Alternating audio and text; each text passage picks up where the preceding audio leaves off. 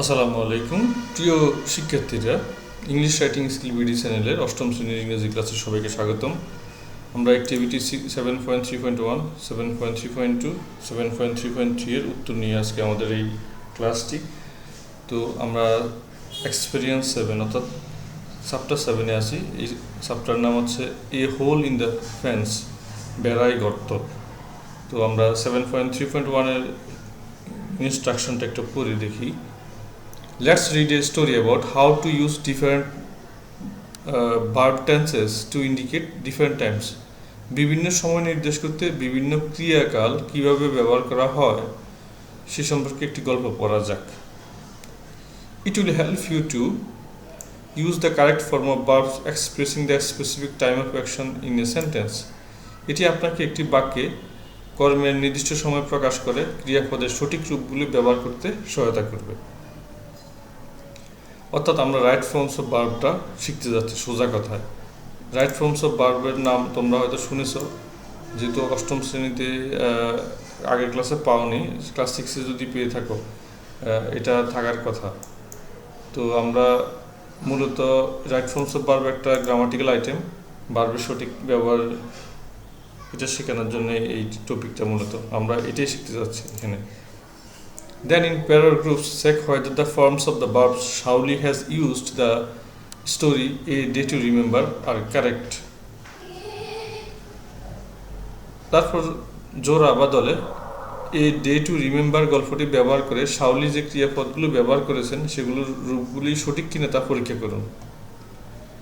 If those are not correct, write the correct forms in the last column in activity 7.2.3.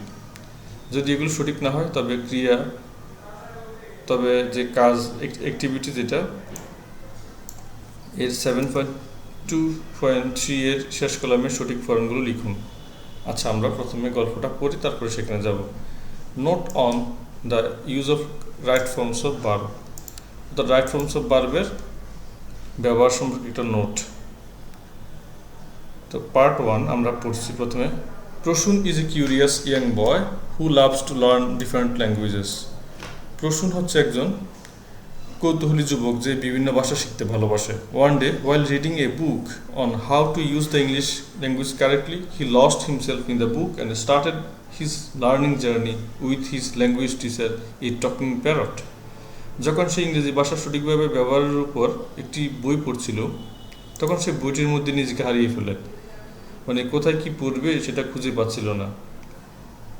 আর তার শেখার যাত্রাটা তার ভাষা শিক্ষক একটি কথা বলা টিয়া পাখির সাথে শুরু করে। অনেক টিয়া পাখি আছে, ময়না পাখি আছে যেগুলো কথা বলতে পারে, মানে শিখালে আর কি, ছোটোকাল থেকে শিখালে ভাষাটা রপ্ত করতে পারে, অনেকগুলো ওয়ার্ড পিক আপ করতে পারে। তো এরকম একটা পাখির কথা বলা হচ্ছে এখানে। Hello there young boy, I am a parrot, what's your name, said the parrot. এই যে বালক, আমি একটি টিয়া পাখি, তোমার নাম কি? পাখিটি বলল। My name is Prosun. Nice to meet you, dear parrot, replied Prosun.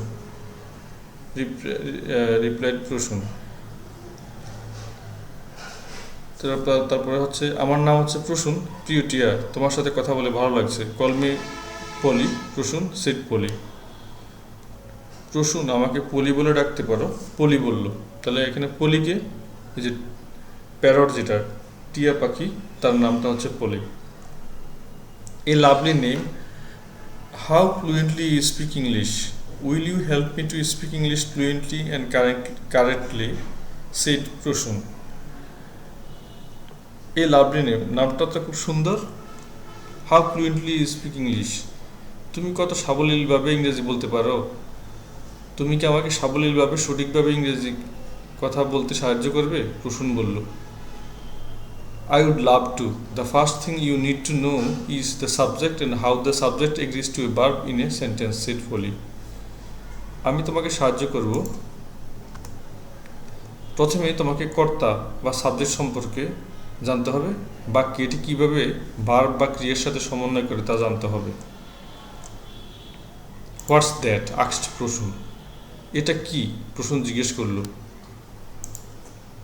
Okay, well, it means that the subject of the sentence and the verb must agree in number and tense. আচ্ছা, এর মানে হচ্ছে বাক্যের কর্তা বা subject এবং ক্রিয়া verb অবশ্যই বচন, নাম্বার এবং কালের টেন্সের সাথে সঙ্গতিপূর্ণ হবে। অর্থাৎ বাক্যে সাবজেক্টকে সেই অনুযায়ী ভার্বটা ব্যবহৃত হবে। এখন সেখানে এর মানে বাক্যের কর্তা যে সাবজেক্ট, সেটা ক্রিয়া অবশ্যই কিসের উপর নির্ভর করবে, কোন নাম্বারে আছে এবং কোন টেন্সে আছে তার উপরে, এই কথাটাই বলা হচ্ছে এখানে। আবার বলছি, ভার্বটা এক্স্যাক্টলি কীরকম হবে সেটা নির্ভর করবে সাবজেক্টটা কে আছে, কোন নাম্বারে আছে, মানে সিঙ্গুলার নাম না প্লুরাল নাম্বার, সেই অনুযায়ী কোন টেন্সে আছে সেটা তার উপর নির্ভর করবে। প্রশ্ন: verbs have different forms that indicate different types of action. প্রশ্ন: ক্রিয়ার বিভিন্ন গঠন আছে যা বিভিন্ন ক্রিয়ার কালকে নির্দেশ করে। Let us learn some of the verb uses in relation to time expression, said Polly. চলো কালের বিবেচনায় কিছু ক্রিয়ার ব্যবহার শিখি, পলি বলল। Polly showed the following table that included example of all three simple tenses, continuous tenses, perfect tenses and perfect continuous tenses along with time adverbials for each tenses. Polly নিচের টেবিলটি দেখালো যেখানে সিম্পল টেন্সের তিনটি উদাহরণ সহ কন্টিনিউয়াস, পারফেক্ট ও perfect continuous টেন্সের সাথে প্রতিক্রিয়ার জন্য সম্যক্রিয়া বিশেষণগুলো টাইম অ্যাডভার্বিয়াল যুক্ত আছে। টেন্স কাল, স্ট্রাকচার হচ্ছে গঠন, টাইম অ্যাডভার্বিয়াল সময় ক্রিয়াপদ, এক্সাম্পল সেন্টেন্স উদাহরণ বাক্য। সিম্পল প্রেজেন্ট মানে হচ্ছে প্রেজেন্ট ইনডিফিনিট টেন্স। আচ্ছা, স্ট্রাকচারটা কি?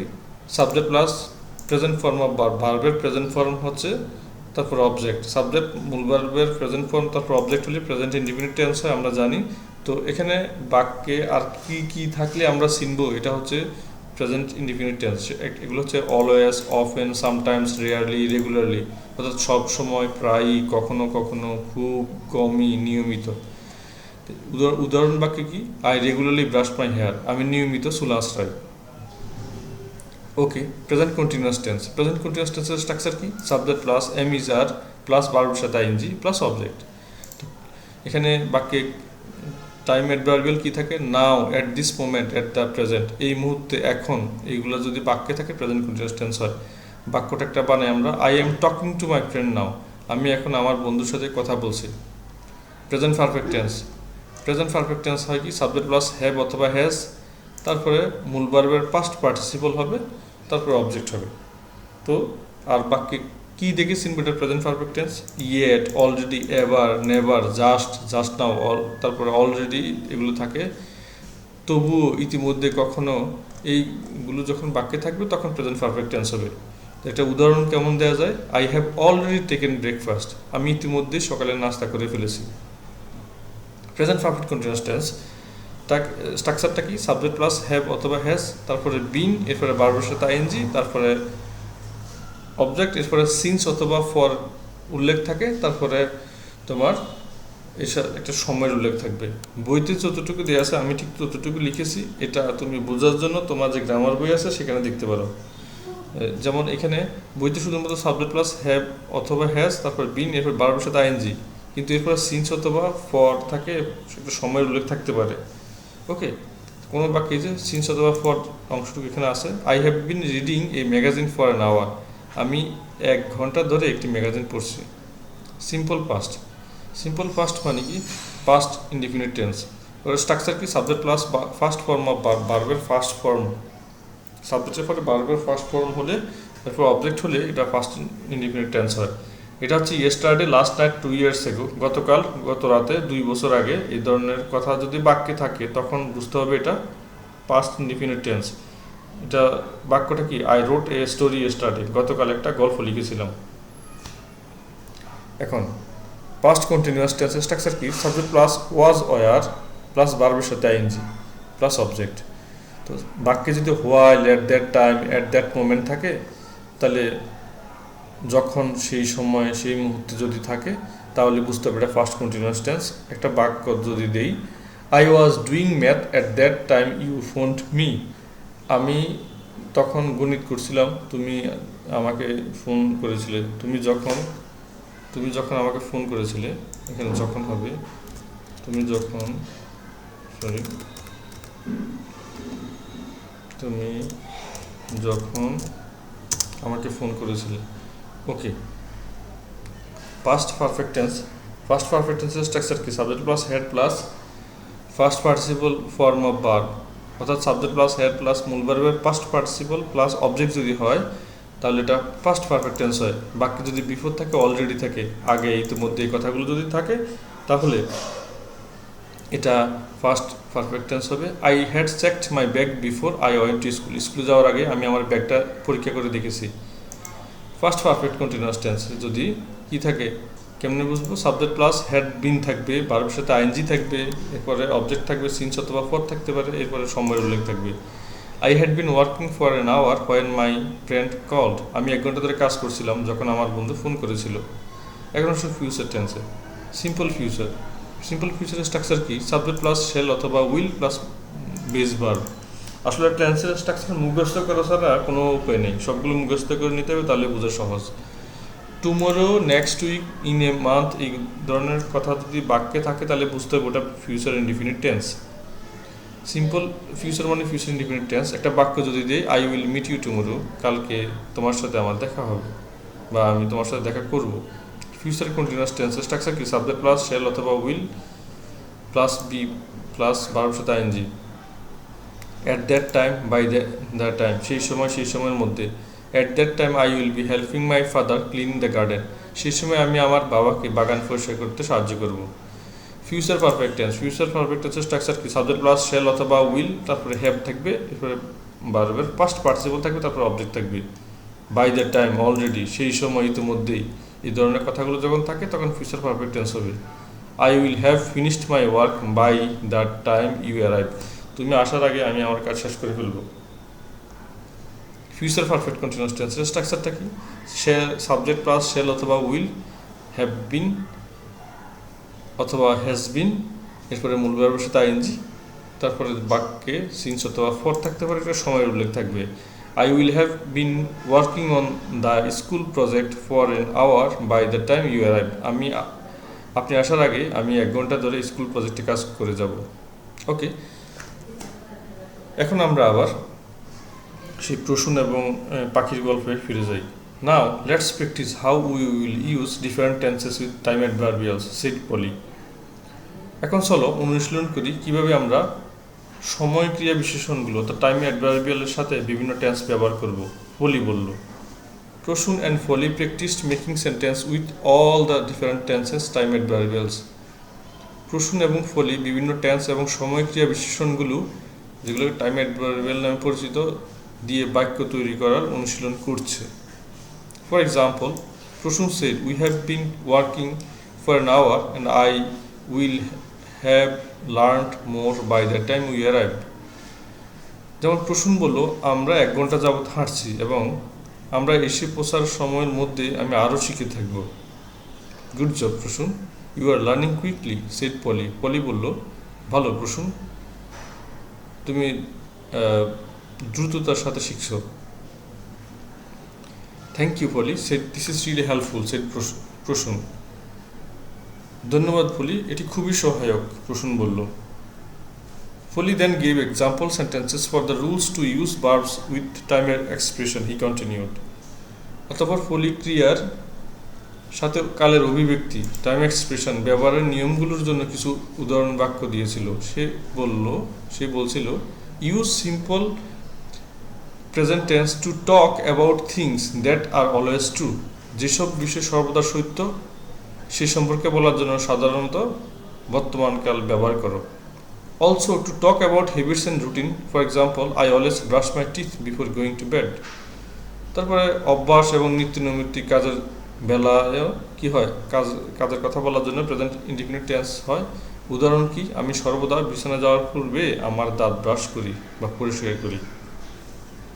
এই যে অলওয়েজ কথাটা বলা হলো, অলওয়েজ কথাটা দিয়ে বোঝানো হচ্ছে সব সময়, তো অলওয়েজ থাকলে প্রেজেন্ট ইনডিফিনিট টেন্স হবে। Use present continuous tense to talk about actions happening now or in the near future. For example, I am talking to you now.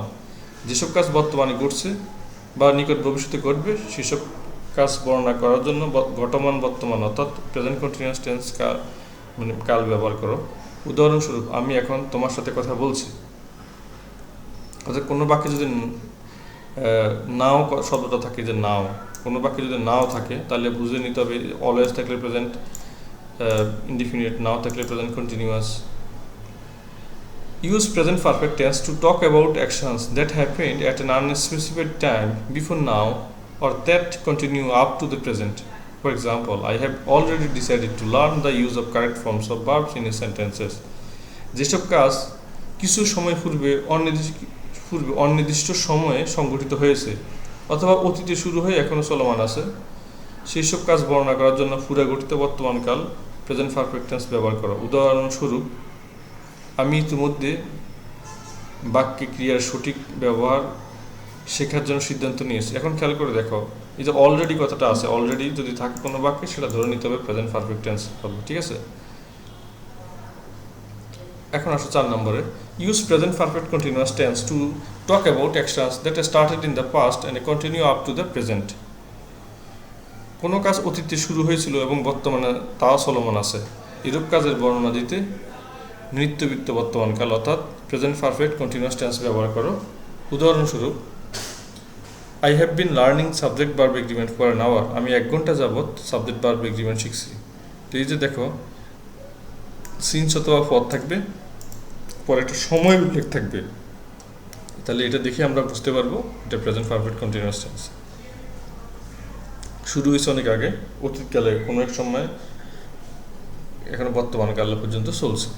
5 নম্বর, use simple past tense to talk about actions that happened in the past and are finished. For example, I helped my friend yesterday. যেসব কাজ অতীতে সংঘটিত হয়েছে এবং বর্তমানে তার সমাপ্ত, সেই সব কাজ করার জন্য সাধারণত অতীতকাল ব্যবহার করা হয়। উদাহরণস্বরূপ, আমি গতকাল আমার বন্ধুকে সাহায্য করেছিলাম। ওকে, তাহলে ইয়েস্টারডে যদি থাকে কোনো বাক্যে তাহলে বুঝে নিতে হবে এটা past indefinite tense. Use past continuous tense to talk about actions that were in progress in the past. For example, while I was writing an email, my mother called me. কোনো কাজ অতীতে চলমান ছিল এমন বোঝাতে ঘটমান অতীতকাল অর্থাৎ পাস্ট কন্টিনিউয়াস টেন্স ব্যবহার করো। উদাহরণস্বরূপ, যখন আমি একটি ইমেল লিখছিলাম তখন আমার মা আমাকে কল দিয়েছিল। তাহলে আমরা কীভাবে বুঝব? যদি এই যে হোয়াইল থাকে, হোয়াইলের পরে যদি সাবজেক্ট থাকে, নিয়মটা হচ্ছে হোয়াইলের পরে যদি সাবজেক্ট থাকে তারপরে পাস্ট কন্টিনিউয়াস টেন্স হয়। 7 নম্বরে আসো, use past perfect tense to talk about actions that happened before another action in the past. For example, I had written an article on my parents before I went to school. অতীতকালে সংগঠিত দুটি কাজের মধ্যে যে কাজটি আগে সংগঠিত হয়েছিল সেই সব কাজ বোঝানোর জন্য পুরাগঠিত অতীতকাল অর্থাৎ পাস্ট পারফেক্ট টেন্স ব্যবহার করা হয়। উদাহরণস্বরূপ, বিদ্যালয়ে যাওয়ার পূর্বে আমি আমার পিতামাতার উপর একটি অনুচ্ছেদ লিখছিলাম। খেয়াল করে দেখো, যখন আমরা দেখব দুইটা কাজ হচ্ছে, এই যে বিফোর কথাটা আছে, বিফোরের আগে পাস্ট পারফেক্ট টেন্স হয়, বিফোরের পরে পাস্ট ইনডিফিনিট টেন্স হয়, এটা হচ্ছে স্ট্রাকচার। আচ্ছা, 8 নম্বরে আসে, use past perfect continuous tense to talk about the actions that started in the past and continued up to another point in the past. For example, I had been walking for an hour when I meet my friend. যেসব কাজ অতীতে শুরু হয়েছিল এবং অতীতে অন্য একটি সময় পর্যন্ত চলমান ছিল, সেসব কাজ বর্ণনা করার জন্য নিত্যবৃত্ত অতীতকাল ফার্স্ট পারফেক্ট কন্টিনিউয়াস টেন্স ব্যবহার করা। উদাহরণস্বরূপ, আমি প্রায় আধা ঘন্টা যাবৎ হাঁটছিলাম যখন আমার বন্ধুদের সাথে দেখা হয়েছিল।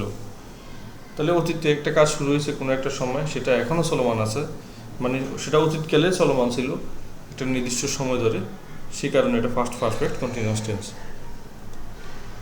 Use simple future tense to talk about actions that will happen in the future. For example, I will work in my garden tomorrow. ভবিষ্যতে সংঘটিত হবে এমন কোনো কাজের বর্ণনা করতে সাধারণ ভবিষ্যৎকাল ব্যবহার করো। উদাহরণস্বরূপ, আগামীকাল আমি আমার বাগানে কাজ করব। এই যে দেখো, টুমোরো কথাটা আছে, টুমোরো যদি কোনো বাক্যে থাকে তাহলে সেটা past future indefinite tense. Use future continuous tense to talk about actions that will be in progress in the future. For example, at that time I will be helping them with the cleaning. কোনো কাজ ভবিষ্যতে চলতে থাকবে এমন বোঝাতে ঘটমান ভবিষ্যৎ অর্থাৎ future continuous tense ব্যবহার করো। উদাহরণস্বরূপ, সেই মুহূর্তে আমিও তাদেরকে পরিষ্কার করতে সাহায্য করব। অ্যাট দ্যাট টাইম, দেখো অ্যাট দ্যাট টাইম কথাটা উল্লেখ আছে, তো সেই কারণে এটা ফিউচার কন্টিনিউয়াস টেন্স হবে। 11 নম্বরে আসো, use future perfect tense two talk about actions that will be completed before a certain point in time, certain point in the future. For example, I will have finished my study by the time you arrive. যেসব কাজ ভবিষ্যতে কোনো একটি নির্দিষ্ট সময়ের পূর্বে সম্পন্ন হবে সেসব কাজ বর্ণনা করতে পুরাগঠিত ভবিষ্যৎকাল অর্থাৎ ফিউচার পারফেক্ট টেন্স ব্যবহার করো। উদাহরণস্বরূপ, তুমি পৌঁছানোর পূর্বে আমি আমার পড়াশোনা শেষ করব।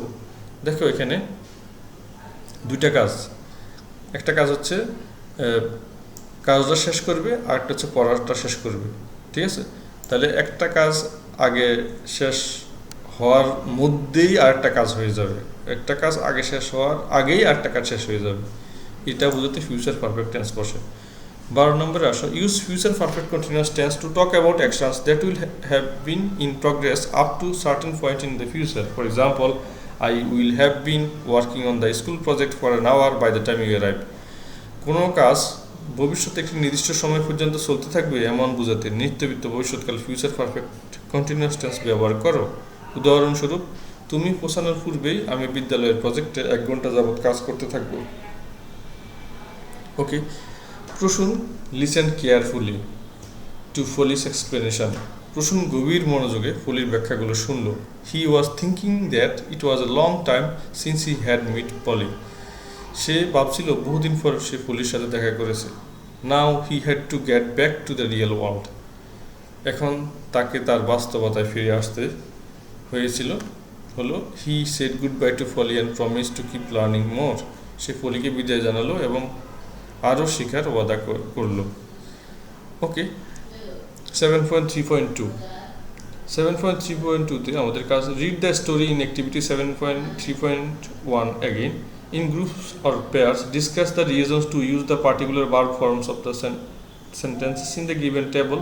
Later write them in an appropriate column.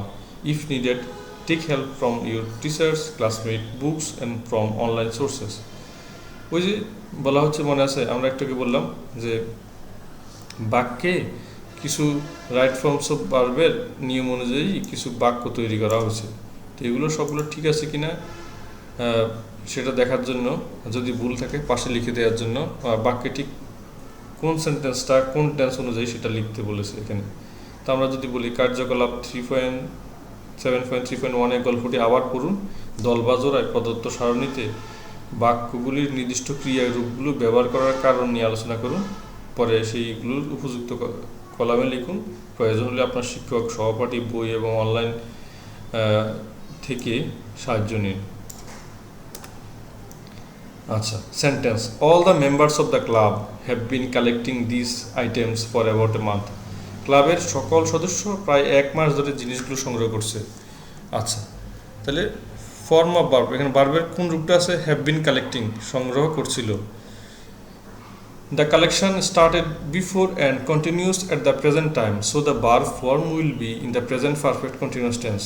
Have অথবা has plus been plus the present participle অর্থাৎ root plus ing, মূল ভার্ব সাথে ing।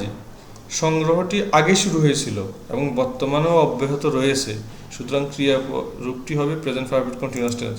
Present perfect continuous tense মানে কি? যে টেন্সটা অতীতে শুরু হয়ে বর্তমানে এখনো চলতেছে, সেটা প্রেজেন্ট পারফেক্ট কন্টিনিউয়াস টেন্স। অর্থাৎ ক্লাবের সদস্যরা 1 মাস যাবৎ সংগ্রহ করছেন। যে for about a month, for since অথবা ফরের পরে একটা সময়ের উল্লেখ আছে, সেজন্য প্রেজেন্ট পারফেক্ট কন্টিনিউয়াস টেন্স। এখানে স্ট্রাকচারটা দিলাম হ্যাভ বিন কালেক্টিং। তারপরে হচ্ছে only recently have I been appointed to the position. সম্প্রতি আমি এই পদে নিযুক্ত হয়েছি। তো এখানে যে সেন্টেন্সের স্ট্রাকচার সেটা হচ্ছে হ্যাভ বিন অ্যাপয়েন্টেড। এটা প্যাসিভ ভয়েস আছে, যদিও প্রেজেন্ট পারফেক্টের প্যাসিভ ভয়েস আছে। Someone has joint A post in recent Times, so the verb form is in present perfect tense. Subject plus have has plus first participle of verb. তাহলে এখানে have আছে এবং সাথে হচ্ছে appointed, এটা হচ্ছে first participle. Appoint ভার্বের first participle appointed. সাম্প্রতিক সময়ে কেউ একজন একটি পোস্টে যোগ দিয়েছেন, সুতরাং ক্রিয়া রূপটি present perfect tense. Subject plus have অথবা হ্যাজ, তারপরে ভার্বের পাস্ট পার্টিসিপল, তারপর object. It is high time we all started working hand in hand, started, এটা হচ্ছে মূল ভার্বটা। তো এখনই সময় এসেছে আমাদের সকলের একসঙ্গে কাজ করার, মানে আমাদের এখন একসঙ্গে কাজ শুরু করার সময় এসেছে, এটা বোঝাচ্ছে এখানে। তো এটা মূল ভার্বটা হচ্ছে স্টার্ট, সাথে ইডি যোগ হচ্ছে started. The expression it is high time indicates that the exact time of work was that particular time. The tense of the sentence will be past tense. কেন? আমরা একটা নিয়ম জানি, ইট ইজ টাইম এবং ইট is high time যুক্ত বাক্যটা past indefinite tense হয়। অর্থাৎ it is high time, it is time এর অর্থ হচ্ছে এখনই উপযুক্ত সময়। এই রকম কথাটা যখন, এরকম কথা যখন কোনো বাক্যে থাকে সেটা পাস্ট ইনডিফিনিট টেন্স হয়। এখানে বলছে এখনই উপযুক্ত সময়, এই অভিব্যক্তিটি নির্দেশ করে যে কাজের সময়টি সেই নির্দিষ্ট সময় ছিল। একটা কাজের নির্দিষ্ট সময় বা উপযুক্ত সময় বোঝাতে সেই সময়টাই ছিল, সেজন্য এটা past indefinite tense. The verb form is subject plus first form of verb plus object. আর ক্রিয়ার রূপটা কি এখানে লিখে দেওয়া আছে বাংলায়। I wish I were a student like you, আমি যদি তোমার মতো ছাত্র হতাম। ঠিক আছে, এখানে তোমার মতো লিখে দিলাম, তোমার মতো ছাত্র হতাম। এখানে ইচ্ছা প্রকাশ করে রয়েছে। ইচ্ছা প্রকাশ করলে, কখনো কখনো ইচ্ছা প্রকাশ করলে অথবা অসম্ভব ইচ্ছা প্রকাশ করলেও ওয়ার বসে। আইয়ের সাথে সাধারণত ওয়াজ বসে, এখানে ওয়ার বসছে কেন? ইচ্ছা প্রকাশ করেছে তাই। The speaker has expressed his desire to be like someone else, so the to be বার after wish will be were. Subject plus wish, subject plus were. এটা হচ্ছে বক্তা অন্য কারোর মতো হওয়ার ইচ্ছা প্রকাশ করেছে, সুতরাং ইচ্ছা প্রকাশের পর ক্রিয়া হবে were. Shaoli can not help approaching her, Shaoli তার কাছে যাওয়া থামাতে পারে না, মানে শাওলি তার কাছে গিয়ে পারে না। ঠিক আছে, can not help approaching her, Shaoli তার কাছে না গিয়ে পারে না। তো ক্যান নট হেল্পের পরে ভার্বের সাথে আইএনজি হয়, বা can not help, could not হেল্পের পরে ভার্বের সাথে আইএনজি হবে। তো can not help approaching. In a sentence after phrase can not help, the verb always takes the ING form.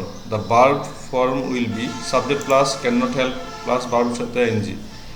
না করে পারে না বাক্যাংশের পরের একটি বাক্যে ক্রিয়ারূপটি সর্বদা আইএনজি হয়। Now Shaoli is wandering around the school campus, এখন শাওলি স্কুল চত্বরে ঘুরে বেড়াচ্ছে। কোনো বাক্যে যদি নাও থাকলে প্রেজেন্ট কন্টিনিউয়াস টেন্স হয়, ইজ প্লাস ভার্বের সাথে ING. The sentence shows that Shaoli is doing something currently, এই বাক্যটি দেখায় যে শাওলি বর্তমানে কি করছে। So the verb form will be in present continuous tense, সুতরাং এটা প্রেজেন্ট কন্টিনিউয়াস টেন্স হবে, অর্থাৎ subject plus am, is, are যে কোনো একটা সাথে ভার্বের সাথে ING plus object. Okay, there had been a great deal of discussion before the plan was finalised, পরিকল্পনা চূড়ান্ত হওয়ার আগে অনেক আলোচনা হয়েছিল। তো দেখো, বিফোরের আগে হচ্ছে ফার্স্ট পারফেক্ট টেন্স, বিফোরের পরে হচ্ছে পাস্ট ইনডিফিনিট টেন্স। এটা কেন হচ্ছে? দেখো, দুইটা কাজের মধ্যে আগে যেটা ঘটেছিল, অতীতকালে দুইটা কাজের মধ্যে আগে যেটা ঘটেছিল সেটা পাস্ট পারফেক্ট, আর যেটা পরে ঘটেছিল সেটা past indefinite. From to actions the action of discussion happened before finalising the plan. তাহলে এখানে দুইটা কাজের আগে একটা আলোচনা হয়। কিসের আগে? কেন আলোচনা হয়েছিল? একটা প্ল্যান ফাইনালাইজ করবে তারা, সেজন্য দুটি কাজ থেকে, মানে পরিকল্পনা চূড়ান্ত করার আগে একটি কাজ হয়েছিল বোঝায়। তো একটি কাজটা সেটা কি আলোচনা হয়েছিল, তাই তো? স্ট্রাকচারটা হচ্ছে সাবজেক্ট প্লাস পাস্ট পারফেক্ট, এবার before plus past indefinite object. There are many booths set up by students and teachers from all sections. সব বিভাগের শিক্ষার্থী ও শিক্ষকদের দ্বারা অনেক বুথ স্থাপন করা হয়েছে। তো এখানে আর বসে, টু বি ভার্ব হচ্ছে are. The use of there is or there are depends on the noun that follows it. There is অথবা দেয়ার আর এর ব্যবহারের অনুসরণকারী বিশেষের উপর নির্ভর করে। অর্থাৎ দেয়ার ইজ এবং দেয়ার আর এর পরে যদি সাবজেক্ট সিঙ্গুলার হয় ভার্ব সিঙ্গুলার হবে, যদি সাবজেক্ট প্লুরাল হয় মানে সেটা ভার্বটাও প্লুরাল হবে। কেমন দেখো, the use of there are difference on the noun that follows it. অর্থাৎ এরপরে কি নাউন আছে, দেয়ার ইজ এবং দেয়ার আর এর পরে আসলে দেয়ারের পরে সোজা কথা সহজ করে যদি বলি, দেয়ার এর পরে নাউনটা যদি প্লুরাল থাকে তাহলে ভার্বটা প্লুরাল হবে, নাউনটা যদি সিঙ্গুলার হয় তাহলে ভার্বটা সিঙ্গুলার হবে। এটাই বলতে চাচ্ছে এখানে। দেয়ার ইজ দেয়ার আর ব্যবহার অনুসরণকারী বিশেষের উপর নির্ভর করে, যেহেতু সাবজেক্টটি বহুবচন, এটা হবে সাবজেক্ট, যেহেতু সাবজেক্ট বহুবচন তাই ক্রিয়েটিভ বহুবচন হবে এখানে, ঠিক আছে। আচ্ছা, 7.3.3-তে আসি আমরা এখন। নাও read the following conversation between Ratri and her brother Raihan. Then in groups of pairs answer the questions that follow. Let us check your answer with other groups. এখন রাত্রি ও তার ভাইয়ের মধ্যে নিম্নলিখিত কথোপকথনটি পড়ো, তারপর দল বা জোড়ায় পরের প্রশ্নগুলো উত্তর দাও, পরে অন্যান্য গ্রুপের সাথে তোমার উত্তরগুলো পরীক্ষা করো। রাত্রি: হেই, হোয়াট আর ইউ রিডিং? এই যে তুমি কি পড়ছো? রায়হান বলছে, I am just trying to figure out which forms of verb I will use for the following sentences. আমি নিম্নলিখিত বাক্যগুলির জন্য ক্রিয়াপদের কোন রূপগুলো, অর্থাৎ ফর্মস অফ ভার্ব যেটা, ক্রিয়াপদে কোন রূপগুলো ব্যবহার করব তা বের করার চেষ্টা করছি। রাত্রি বলছে, okay, what is the solution? How are you trying to do that? ঠিক আছে, সমাধান কি? তুমি কিভাবে এটি করার চেষ্টা করছো? রায়হান বলছে, after a long discussion, my friend and I ultimately decided to read aloud the sentences a few times with the different forms of the verb. দীর্ঘ আলোচনার পর আমার বন্ধু এবং আমি শেষ পর্যন্ত ক্রিয়াপদের বিভিন্ন রূপসহ দ্য ফর্মস অফ ভার্ব বাক্যগুলোকে কয়েকবার জোরে পড়ার সিদ্ধান্ত নিয়েছিলাম। And finally, the verb form that sounds okay will be the correct form of the specific sentence. এবং সবশেষে ক্রিয়াপদের যে ধ্বনিটি ঠিক আছে সেটি নির্দিষ্ট বাক্যের জন্য সঠিক রূপ হবে। অর্থাৎ তারা ভাবছে কি, and finally the verb form that sounds ওকে। প্রথমে ওরা একটা সিদ্ধান্ত নিল কি, সাবজেক্টের পরে যে ভার্বগুলো আসবে ওরা এগুলো জোরে জোরে করার চেষ্টা করবে, যেটাকে সঠিক মনে হয় ঠিক সেটা ওরা কারেক্ট আনসার লিখবে। এটা হচ্ছে তাদের প্ল্যান। অর্থাৎ he is, he R, he was, he war এইভাবে পড়তে থাকবে। তাহলে ওরা ভাবতেছে যে এইভাবে বোধহয় রাইট ফর্মস অফ ভার্বের মানে সঠিক ফর্মটা ওরা লিখতে পারবে। রাত্রি বলছে, you are indeed a genius dear brother. তুমি আসলে একজন প্রতিভাবান ছেলে ভাই। বলছে, তুমি তো আসলে খুব genius, but you know this technique does not work at all. তুমি জানো এই কৌশলটা মোটেও কাজ করে না, বরং এটি তোমাকে বিভ্রান্ত করবে। Rather it will mislead you. Better read and learn which form of verb will be used in a specific sentence. তার চেয়ে তুমি একটি নির্দিষ্ট বাক্যে ক্রিয়াপদের কোন রূপটি ব্যবহার করা হবে তা পড়ো এবং শিখো। অর্থাৎ রাইট ফর্মস অফ ভার্ব না শিখে নিজেদের পদ্ধতিতে নিজেরা যদি পড়তে থাকে তাহলে আসলে কোনো লাভ হবে না, সেটাই বলা হচ্ছে এখানে। Raihan, that's too difficult and time consuming I think. আমি মনে করি এটি খুব কঠিন এবং সময় সাপেক্ষ ব্যাপার। রাত্রি বলছে, অ্যাকচুয়ালি ইটস দ্য অপোজিট। আসলে এটা ঠিক বিপরীত, তুমি যেমনটা ভাবছো এটা আসলে বিপরীত, এত কঠিন না। As you are trying to tick, for example, which form of the verb would be correct in this sentence, attending or attend classes is a must to learn better. Is it attending or attend?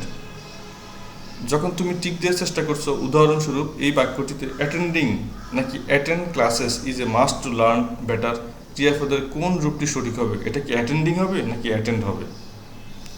অর্থাৎ একটা হচ্ছে ক্লাসে উপস্থিত থাকাটা পড়াশোনা শেখার জন্য খুবই মানে অবশ্যই করণীয় একটা কাজ।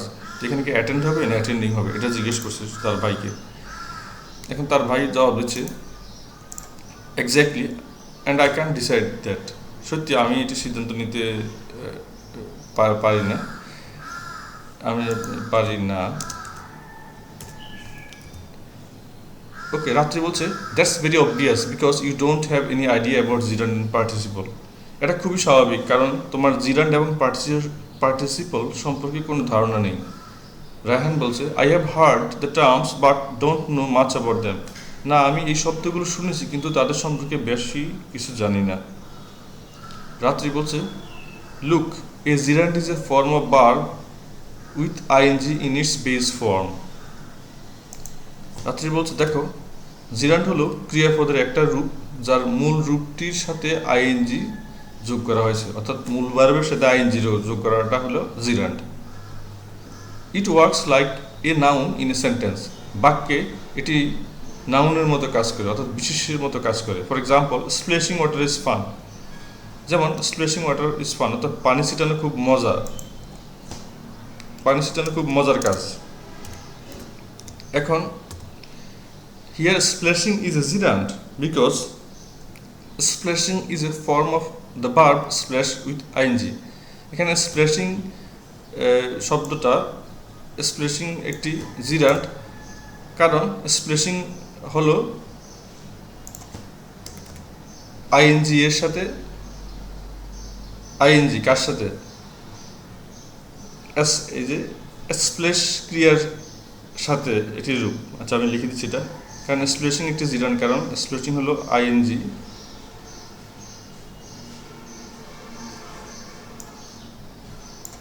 হ্যাঁ, অর্থাৎ সোজা কথা, স্প্লেশ মূল ভার্বের সাথে আইএনজি যোগ হয়েছে, সেই কারণে এটা হচ্ছে জিরান্ড। এটি বাক্যে বিশেষ্যের মতো কাজ করে, নাউনের মতো কাজ করে। আচ্ছা, এখানে সহজে তোমার বোঝার জন্য আমি একটা বিষয় নিয়ে আসছি। দেখো তো, যে ইনফিনিটিভ কাকে বলে? ইনফিনিটিভ হচ্ছে টু প্লাস মূল ভার্ব। দেখো, টু প্লাস মূল ভার্ব হলে এটাকে ইংলিশে বলে ইনফিনিটিভ। এটা কাজ করে কার মতো? ওই দেখো উপর লেখা আছে, নাউন, অ্যাডজেক্টিভ, অ্যাডভার্বের মতো কাজ করে। তারপর জিরান্ড হচ্ছে ভার্ব প্লাস আইএনজি, এটা নাউনের মতো কাজ করে। ভার্ব প্লাস আইএনজি এটা প্রেজেন্ট পার্টিসিপলের মতো কাজ করে যদি এটা বাক্যে ঠিক অ্যাডজেক্টিভের মতো আচরণ করে। আবার বি প্লাস ইডি যখন হবে, হ্যাঁ, যেমন আমরা যখন কোনো একটা কাজ present past first participle, worked ED যোগ হলো, ঠিক আছে? তো এরকম যখন শেষে ইডি থাকে অথবা ইএন থাকে, রাইট, রোট, রিটেন, ইএন থাকে, তো এগুলো হচ্ছে পাস্ট পার্টিসিপল হয়, বাক্যে অ্যাডজেক্টিভের মধ্যে কাজ করে। জিরান্ড এবং প্রেজেন্ট পার্টিসিপলের মধ্যে পার্থক্য, জিরান্ড এবং প্রেজেন্ট পার্টিসিপলের মধ্যে পার্থক্য রয়েছে। যেমন, he threw a stone at a sleeping dog, এটা হচ্ছে প্রেজেন্ট পার্টিসিপল, অর্থাৎ সে একটা ঘুমন্ত কুকুরের দিকে পাথর মেরেছে। এখন খেয়াল করে দেখো তো, অবস্থা বোঝাচ্ছে, মানে কুকুরটার অবস্থা, কি অবস্থা? আমরা জানি যে দোষ, গুণ, অবস্থা, পরিমাপ যখন বোঝায়, দোষ, গুণ, অবস্থা, পরিমাপ, সংখ্যা বোঝালে অ্যাডজেক্টিভ হয়। তো যদি কোনো শব্দটা ভার্বের সাথে আইএনজি যোগ হওয়ার পরে সেটা একটা অবস্থা, দোষ, গুণ, সংখ্যা ইত্যাদি প্রকাশ করে, তাহলে সেটা প্রেজেন্ট পার্টিসিপল হবে, অর্থাৎ অ্যাডজেক্টিভ হবে। This is a sleeping room, room for sleeping, এটা জিরান্ড। এটা হচ্ছে যার সাধারণ বর্ণনা, কিসের রুম? Sleeping room. তো এটা হচ্ছে জিরান্ড, এটা অবস্থা প্রকাশ করেনি। যদি অবস্থা, দোষ, গুণ, সংখ্যা প্রকাশ করতো তাহলে প্রেজেন্ট পার্টিসিপল হতো এবং অ্যাডজেক্টিভ হতো। দেখো, প্রথম বাক্যে স্লিপিং দ্বারা কুকুরটি কী অবস্থায় আছে তা প্রকাশ করে, তাই প্রেজেন্ট পার্টিসিপল অ্যাডজেক্টিভ, নট জিরান্ড। দ্বিতীয় বাক্যে স্লিপিং রুম এর সাথে কম্পাউন্ড নাউনের কাজ করেছে, তাই এটি জিরান্ড। ওকে, রায়হান বলছে, okay, that seems easy now to identify gerund in a sentence, but what about participle? ঠিক আছে, এখন একটি বাক্যে জিরান্ড শনাক্ত করা সহজ বলে মনে হচ্ছে, কিন্তু পার্টিসিপলস? রাত্রি বলছে, well, a participle is a form of verb, sometimes it ends with ING and it's called present participle. এখন রাত্রি বলছে, আচ্ছা, পার্টিসিপল ও ক্রিয়াপদের একটা রূপ, কখনো কখনো এটি আইএনজি দিয়ে শেষ হয়, এটিকে বলা হয় present participle. And sometimes it ends with ED, D, T, EN and it's called past participle. আবার কখনো কখনো শব্দের শেষে যখন ED, D, T, EN, N দিয়ে শেষ হয়, এটিকে পাস্ট পার্টিসিপল বলা হয়। Let's talk about the present participle past. প্রথমে প্রেজেন্ট পার্টিসিপল সম্পর্কে কথা বলা যাক। Raihan sounds better. রায়হান বলছে, শুনতে ভালো লাগছে, শ্রুতি মধুর। রাত্রি বলল, a present participle acts like a continuous verb form or an adjective in a sentence. বাক্যে চলমান ক্রিয়া বা বিশেষ্যের মতো কাজ করে, এটা তুমি জানো। এটি একটি বিশেষণ, একটি বিশেষ্য বা সর্বনামকে ব্যবহার করে। আচ্ছা, and you know an adjective describes or modifies a noun or pronoun. তুমি জানো যে একটা অ্যাডজেক্টিভ কাকে বর্ণনা করে, অ্যাডজেক্টিভ বর্ণনা করে বা মডিফাই করে, পরিবর্তন করে কাকে, নাউনকে এবং প্রোনাউনকে। For example, I need a writing table, আমার একটা লেখার টেবিল দরকার। Here the verb write ends in ING. এখানে দেখো রাইট ভার্বটার সাথে আইএনজি যোগ হয়েছে এবং এটা ওয়ার্কস অ্যাজ অ্যান অ্যাডজেক্টিভ এবং অ্যাডজেক্টিভের মতো কাজ করছে। কেন? খেয়াল করে দেখো, I need a writing table, আমার একটা লেখার টেবিলের দরকার। তো এটা এখানে জাস্ট ধরন বর্ণনা করেছে, টেবিলের ধরন বর্ণনা করেছে। কীভাবে বুঝলাম? দেখো, এটা বলা আছে, it describes the type of the table. যখন এরকম ধরন বর্ণনা করা হয়, দোষ, গুণ, অবস্থা, ধরন, প্রকৃতি, সংখ্যা, এগুলো হলে অ্যাডজেক্টিভ হয়। Now can you tell me an example of present participle? আচ্ছা, তো সে বললো যে তুমি কি এখন একটা প্রেজেন্ট পার্টিসিপল উদাহরণ দিতে পারবে আমাকে? রায়হান বলছে, yes, for example I can say I like exciting sports like cricket or boat race. Here exciting is a present participle and is working as an adjective. অবশ্যই উদাহরণস্বরূপ বলতে পারি, I like exciting sports like cricket or boat race. আমি cricket বা নৌকা বাইসের মতো উত্তেজনাপূর্ণ খেলা পছন্দ করি। এখানে এক্সাইটিং একটি প্রেজেন্ট পার্টিসিপল এবং এটি বিশেষণ হিসেবে কাজ করছে। এটি একটি খেলার প্রকৃতি বর্ণনা করে। আচ্ছা, it describes the nature of a sport. Okay, তাহলে আমরা দেখতে পাচ্ছি হচ্ছে যে ভার্বের সাথে আইএনজি যদি থাকে, সেটা যদি দোষ, গুণ, অবস্থা, পরিমাপ, সংখ্যা ইত্যাদি প্রকাশ করে, তাহলে কিন্তু সেটা অ্যাডজেক্টিভ হয় এবং আলটিমেটলি সেটা প্রেজেন্ট পার্টিসিপল হয়। ঠিক আছে, এটাই এখানে বলা হচ্ছে। যখন এখানে দেখো, I like exciting sports, excite হচ্ছে ভার্ব, এর সাথে আমি যখন আইএনজি যোগ করলাম, এক্সাইটিং হয়ে গেছে। কেমন বোঝাচ্ছে? এটা ধরন বোঝাচ্ছে। কেমন যখন বোঝানো হচ্ছে, তখন এটা হয়ে গেছে অ্যাডজেক্টিভ। রাত্রি, great. So let's talk about past participles. I have already told you that it's also a form of a verb that ends with ed, d, t, en and n. দারুণ। তাহলে চলো পাস্ট পার্টিসিপলস এর কথা বলি। আমি তোমাকে আগেই বলেছি যে এটি একটি ক্রিয়াপদের রূপ যার ইডি, ডি, টি, ইএন এবং এন দিয়ে শেষ হয়। It also like an adjective in a sentence, এবং এটি বাক্যে কখনো কখনো বিশেষণের মতো কাজ করে। For example, you can say don't drink polluted water. তুমি বলতে পারো দূষিত পানি পান করবে না। এই যে পলুয়েট যে ভার্বটা আছে তার সাথে ইডি যোগ হয়েছে। পলুয়েট যে ভার্বটা আছে এটার সাথে ইডি যোগ হয়ে পলুয়েটেড হয়েছে, তাহলে এটা past participle. Here polluted is an example of past participle as it describes the condition of water. এখানে পলুয়েটেডটা হচ্ছে পাস্ট পার্টিসিপল, যেহেতু এটি একটা পানির অবস্থাটা বর্ণনা করছে। So you see both writing and polluted are two different forms of verb and work as adjective in a sentence. সুতরাং তুমি দেখতে পাচ্ছ রাইটিং এবং পলিউটেড উভয় ক্রিয়াপদের দুটি ভিন্ন রূপ এবং বাক্যে ভিন্ন রকম কাজ করছে। So they are called participles, তাই এদেরকে বলা হয় পার্টিসিপল। ওকে, আমরা ফার্স্ট পার্টিসিপল দেখলাম। ফার্স্ট পার্টিসিপলের শেষে D, E, D, T, N এইসব থাকে। প্রেজেন্ট পার্টিসিপলের সাথে ভার্বের সাথে আইএনজি থাকে। ওকে, রায়হান বলছে, আই গট মাই আনসার, আমি আমার উত্তরটা পেয়েছি। But what about the next one? কিন্তু পরেরটা কী হবে? রাত্রি বলছে, to get the correct form of the verb in this sentence you have to know the infinitive and its use. এই বাক্যে ক্রিয়ার সঠিক রূপ পেতে তোমাকে ইনফিনিটিভের ব্যবহার জানতে হবে। And infinitive is a base form of verb but it takes different function, but it has different functions. Infinitive হচ্ছে ভার্বের একটা রূপ, কিন্তু এটির ভিন্ন ফাংশন আছে। Besides we put or write to before the base form of the most infinitive verb. বেশিরভাগ infinitive ভার্বের আগে আমরা টু শব্দটা বসাই, to. When sometimes the to is dropped then it is called bare infinitive. কখনো কখনো আমরা টুটা লিখি না, টুটা যদি আমরা না লিখি মূল ভার্বের আগে, তাহলে এটাকে বলা হবে বেয়ার ইনফিনিটিভ, অর্থাৎ খালি ইনফিনিটিভ। বেয়ার মানে খালি। The infinitive is used without to after certain verbs like beat, let, make, see, hear, need, dare, help, etc. এই বেয়ার ইনফিনিটিভটা বসে হচ্ছে এই যে এই শব্দগুলো bid, let, make, see, hear, need, dare এগুলোর পরে। The bare infinitive is also used after the verbs will, would, shall, should, may, might, can, could, must, অর্থাৎ মডাল অক্সিলারি ভার্ব যেগুলো আছে সেগুলোর পরেও bare infinitive বসে। bare infinitive মানে হচ্ছে মূল ভার্ব বসবে কিন্তু তার আগে টু থাকবে না। Is it too much for a day? আজকে একদিনের জন্য কি খুব বেশি পড়া হয়ে গেল? এটা জিজ্ঞেস করছে কি রাত্রে জিজ্ঞেস করছে। রায়হান বলছে not at all, I am enjoying it, please go on. মোটেও না, আমি এটা উপভোগ করছি, অনুগ্রহ করে এগিয়ে যাও, মানে আরও বলতে থাকো। রাত্রি বলছে that's great, remember that an infinitive can not be a main verb. মনে রাখবা ইনফিনিটিভ কিন্তু কখনো মূল ভার্ব হতে পারে না। For example, I want to invite all my friends to my birthday party. তো এখানে here before invite to has been used. খেয়াল করে দেখো কেন বলতে চাচ্ছি কি যে আই ওয়ান্ট টু ইনভাইট, এই অংশটুকুতে উত্তর আছে।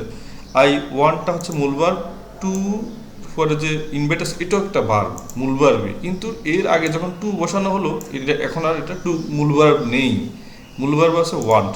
টু ইনভাইট কথাটা হচ্ছে এখন এটা হয়ে গেছে ইনফিনিটিভ, অর্থাৎ ইনফিনিটিভ হচ্ছে যেটা তার আগে টু থাকবে। ওকে, এটাই বলা হচ্ছে এখানে।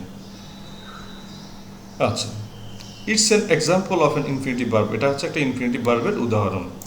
অন দ্য আদার হ্যান্ড, অপরপক্ষে late the new girl introduce yourself. অপরপক্ষে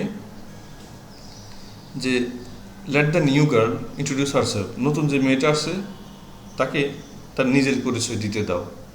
here introduce is an example of a bare infinitive. এখানে ইন্ট্রোডিউসটা হচ্ছে একটা বেয়ার ইনফিনিটিভ। কেন বেয়ার ইনফিনিটিভ দেখো, এখানে কিন্তু বলেনি যে let the new girl to introduce, ইন্ট্রোডিউসের আগে টু নেই, সে কারণে একটা bare infinitive.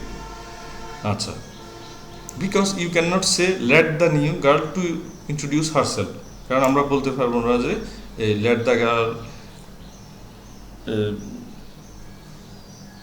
Late the new girl to introduce herself, নতুন যে মেয়েটা আসছে তাকে নিজের পরিচয় নিজেকে দিতে দাও। এখানে তার আগে টু বসানো যাচ্ছে না। If you use to before introduce it won't be correct sentence then. তুমি যদি এটা ব্যবহার করো এখানে মানে টুটা এখানে ব্যবহার করো তাহলে বাক্যটা সঠিক হবে না। So in this sentence introduce is a bare infinitive, তাই এখানে ইন্ট্রোডিউস শব্দটা নিজে bare infinitive. Have you got the idea, তুমি কি আইডিয়াটা পেয়েছো, তুমি কি ধারণাটা পেয়েছো এখন বেয়ার ইনফিনিটিভ কি, যে অর্থাৎ এখানে টু ছাড়া মূল ভার্ব বসবে, কিন্তু সেটা আবার বাক্যে মূল ভার্ব হিসেবে বসবে না, আরেকটা মূল ভার্ব থাকবে, এটার সাথে একটা মূল ভার্ব হিসেবে যদি দেখতে মূল ভার্ব কিন্তু বেয়ার ইনফিনিটিভ হিসেবে বসেছে। রায়হান বলছে fair enough, now I feel much confident in choosing the correct forms of verb, that is gerund, participle and infinitives in different sentence. Thank you so much dear sister. যথেষ্ট ভালো, আমি এখন ক্রিয়াপদের সঠিক রূপ অর্থাৎ বিভিন্ন বাক্যে জিরান্ড, পার্টিসিপল এবং ইনফিনিটিভ বেছে নেওয়ার ক্ষেত্রে অনেক বেশি আত্মবিশ্বাসী বোধ করছি। তোমাকে অনেক ধন্যবাদ আপু। রাত্রি বলছি it's okay, always for you, ঠিক আছে, সবসময় তোমার সহযোগিতায় আছে। কোশ্চেন আনসারগুলো আছে একটু দেখবো আমরা। Which part of speech are the base form of জিরান্ড, participle and infinitive? বক্তৃতার কোন অংশগুলো মানে which parts of speech, sorry এটা বক্তব্যের, এটা বক্তৃতা না, বক্তব্যের। আমরা জানি যে মানুষ যখন একটা কথা বলবে প্রত্যেকটা কথাই কোনো না কোনো পার্টস অফ স্পিচের মধ্যে পড়ে, তো সেগুলো এখন বলা হচ্ছে এই বক্তব্যের কোন অংশগুলো জিরান্ড, পার্টিসিপল এবং ইনফিনিটিভের মূল রূপ। তো verb is the base form of gerund, participle and infinitive. ক্রিয়া হলো gerund, participle এবং ইনফিনিটিভের মূল রূপ। ভার্বকে আশ্রয় করে, দেখ ভার্বের সাথে আইএনজি হলে জিরান্ড হয়, ভার্বের সাথে আইএনজি হলে পার্টিসিপল হয়, ভার্বের সাথে আগে টু হলে ইনফিনিটিভ হয়, অর্থাৎ তাহলে ভার্বটাই হচ্ছে মূল বিষয়। What are the parts of speech they act like in a sentence? বক্তব্যের অংশগুলো কেমন হয়? ওকে, আচ্ছা আমরা এখন যদি এখানে বক্তব্য লিখেছি, বক্তব্যের একটি বাক্যে বক্তব্যের অংশগুলো কেমন হয়? আনসার হচ্ছে they act like different parts of speech in a sentence. একটি বাক্যে তাদের কথার অংশগুলো কেমন হয় এটা আমরা একটু আগে দেখলাম। এখন হচ্ছে কি বলা হচ্ছে,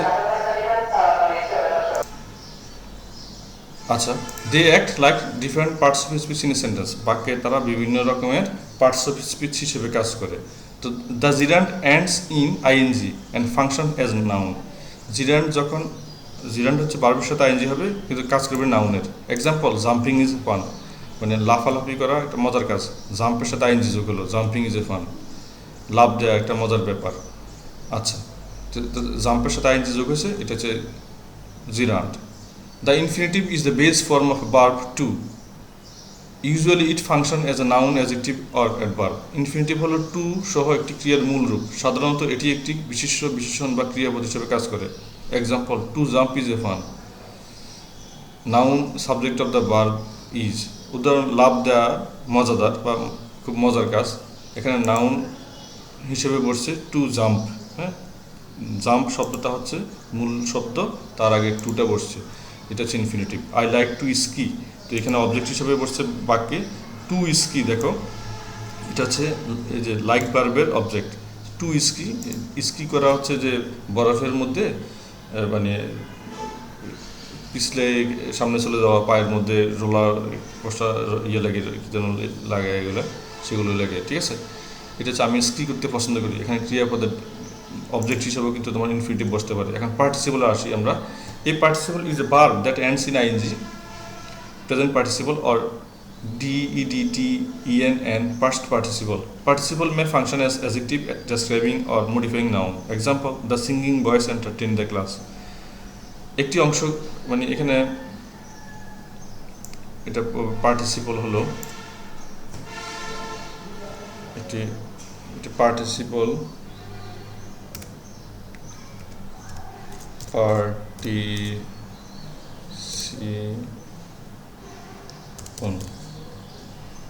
ইংলিশে লিখি, পার্টিসিপল হলো এমন একটি ক্রিয়া আইএনজি প্রেজেন্ট পার্টিসিপল বা ডিইডিটি এর শেষে থাকে। হ্যাঁ, পার্টিসিপল বিশেষণ হিসেবে কাজ করতে পারে, বিশেষ্য বর্ণনা বা মডিফাই করতে পারে। উদাহরণ, গানের ছেলেরা ক্লাসকে বিনোদন দিত। তো সিঙ্গিং বয়েসটা হচ্ছে কি, দেখো কোন বয়েসগুলো সিঙ্গিং বয়েস, তাহলে গান গাওয়া ছেলেগুলো, তাহলে তাদেরকে মডিফাই করছে এখানে। তাহলে এটা দোষ, গুণ, অবস্থা, পরিমাপ যখন বোঝায় তখন পার্টিসিপল হবে, অ্যাডজেক্টিভ হবে। Have you found any similarities and differences among these three grammar points, gerund, participle and infinitive? If yes, what are they? আপনি কি তিনটি ব্যাকরণ টপিক যেমন জিরান্ড, পার্টিসিপল এবং ইনফিনিটিভের মধ্যে কোনো মিল বা পার্থক্য খুঁজে পেয়েছেন? যদি তাই হয় সেগুলো কি? তো সিমিলারিটিসগুলো আমরা যেটা পেয়েছি সেটা লিখলাম, all the three are non finite verb or verbal. তিনটি রূপ অর্থাৎ জিরান্ড, পার্টিসিপল এবং ইনফিনিটিভ, এটাই হচ্ছে এগুলো নন ফিনিটিভ ভার্ব এবং ভার্বাল, এগুলো ভার্বাল বলে, ঠিক আছে, ভার্বাল। ওকে, তো gerund, participle and infinitives are form of main verb. Gerund, participle এবং ইনফিনিটিভ এগুলো মূল ভার্ব থেকে আসছে। তো তিনটারই আমরা মিলগুলো পেলাম। এখন অমিলগুলো কি আছে দেখি। The gerund function as noun, the infinitive is the base form of a verb with to function as a noun, a participle is a verb function as adjective. জিরান্ড হলো একটা বিশেষ্য হিসেবে কাজ করে, ইনফিনিটিভ হলো বিশেষ্য হিসেবে টু সহ একটি ক্রিয়ার মূল রূপ, আর একটি পার্টিসিপল হলো বিশেষণ হিসেবে একটি ক্রিয়া function. Unlike gerund and participle, infinitives don't change their endings, they are always in the simple singular form. Gerund এবং পার্টিসিপলের বিপরীতে ইনফিনিটিভগুলো তাদের শেষ অংশ পরিবর্তন করে না, তারা সর্বদা সহজ এবং একবচন আকারে থাকে। অর্থাৎ আমরা যেটা দেখি, জিরান্ড হলো ভার্বের সাথে আইএনজি হয়ে যাচ্ছে, শেষে আইএনজি যোগ হচ্ছে, পার্টিসিপল আইএনজি যোগ হচ্ছে, কিন্তু ইনফিনিটিভের আগে যোগ হলেও পরে কিছু যোগ হয় না।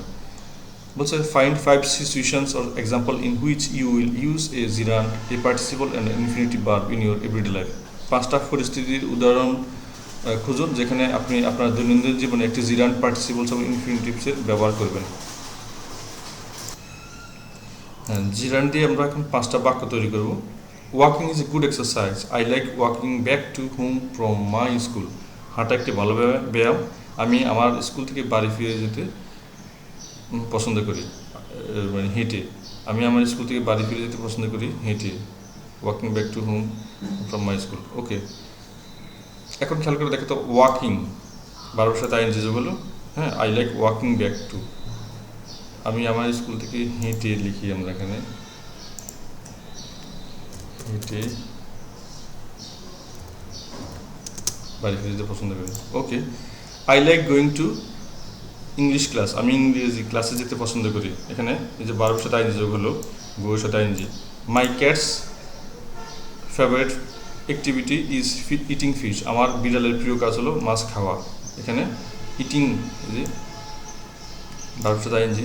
I am fond of reading, এই যে প্রিপোজিশনের সাথে প্রিপোজিশনের পর বারবার সাথে আইনজি যোগ হলো, আমি পড়তে ভালোবাসি। I am fond of reading. I hope that you appreciate my telling this habits, আমি আশা করি আপনি আমার এই অভ্যাসগুলো বলার প্রশংসা করবেন। এখন আসি আমরা পার্টিসিপলে। I am flying kites in the evening, আমি সন্ধ্যায় ঘুরি উড়াই। Having gone to school, I learn many things everyday, স্কুলে যাওয়ার পর আমি প্রতিদিন অনেক কিছু শিখি। Carrying a heavy school bag, I go to school everyday, একটি ভারী স্কুল ব্যাগ নিয়ে আমি প্রতিদিন স্কুলে যাই। The student wearing the uniform will be allowed to enter in library, uniform করা শিক্ষার্থীদেরকে গ্রন্থাগারে প্রবেশের অনুমতি দেওয়া হবে।